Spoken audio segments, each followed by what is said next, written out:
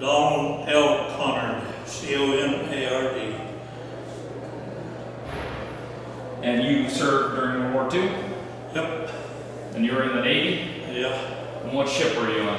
USS Franklin, CD-13. What was your military position? Oh, I was in propulsion engineering, number 2 fireman. So was it pretty much your job to keep the ship moving? Yep. Fired boilers, maintained pumps, turbines, and all that kind of thing. Were you drafted or did you volunteer? No, I volunteered when I was I was 17 years old, and I had a couple months to go to high school yet, and 6 days after my 18th birthday, which was August the 6th, 1944, I went to the Navy. Now, did you volunteer because you wanted to avoid the Army, or did you just select the Navy? I kind of preferred the Navy, so I don't know why, but I just did. And you went to your basic training through Great Lakes? Great Lakes, yeah. And also then after basic training, I had what they call basic engineering school for about 6 months. And after that, went to California, the Board of Trade, and then to Washington State to pick up and went aboard the Franklin at the repair location up there. I'll think of it in a minute. Did you serve in the Pacific? Yes. And what campaigns were you involved with? Well, I can't name any certain campaign.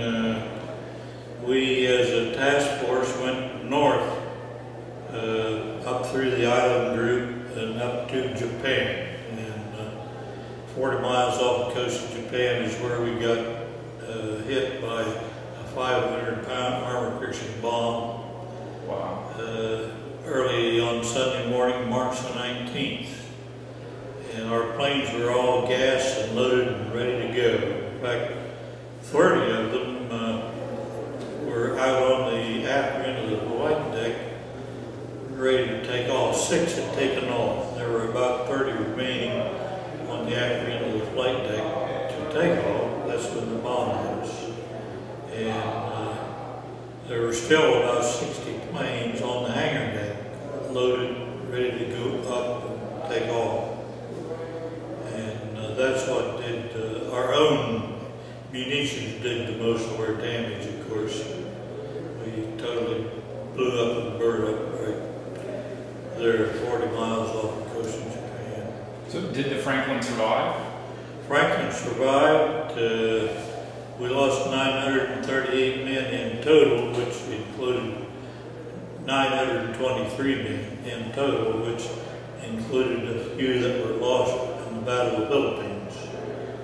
But we lost over 800 men March the 19th, right off the coast of Japan.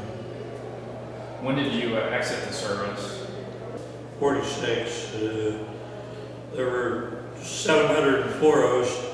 Took the Franklin back to Brooklyn Navy Yard, New York, and I was there in Brooklyn then until June of 46. Were you able to get the engines going to propel itself back to Brooklyn? Yeah, we were towed for 2 days away from the coast of Japan, and of course we had one doctor left out of 4. The one doctor, somehow or other, my fire room had been knocked out.